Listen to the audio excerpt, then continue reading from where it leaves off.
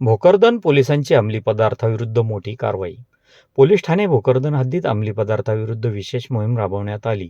Police निरीक्षक किरण बिडवे यांचे प्राप्त गोपनीय माहितीच्या आधारे पोलीस पथकाने मालखेडा ते आव्हाना जाणाऱ्या रोडवर इसम नामे रामेश्वर माधू बावस्कर, राहणार कोदा, तालुका भोकरदन, जिल्हा जालना, सागर संतोष सोनुने, राहणार अडगाव भोंबे, तालुका भोकरदन, जिल्हा जालना हे त्यांच्या मोटरसायकलवर आले तेव्हा पोलिसांनी त्यांना थांबण्याचा इशारा केला असता त्यांनी मोटरसायकल थांबविले, परंतु पाठीमागील इसम सागर सोनवणे याने मोटरसायकलवरून उडी मारून पळून जाण्याचा प्रयत्न केला असता त्याचा पोलिसांनी व पोलीस मित्राच्या मदतीने पाठलाग करून त्यांना ताब्यात घेतले. त्यांच्याकडील काळ्या रंगाच्या बॅगची पंचासमक्ष पाहणी केली असता त्यामध्ये एकूण 10 किलो 780 ग्रॅम गांजा मिळून आला. सदर प्रकरणी आरोपीविरुद्ध NDPS ॲक्ट 1985 मधील लागू कलमान्वये भोकरदन पोलीस ठाण्यात गुन्हा दाखल केला.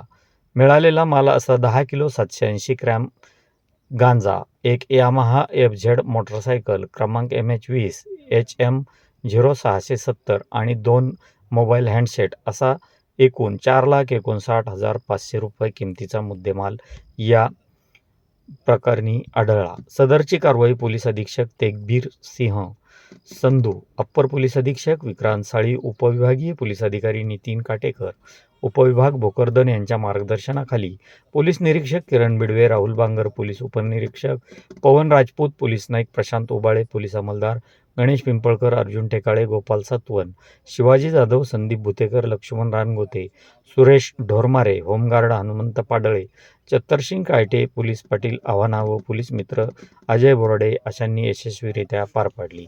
आपण पाहत आहात लोक तुफान डिजिटल न्यूज नेटवर्क.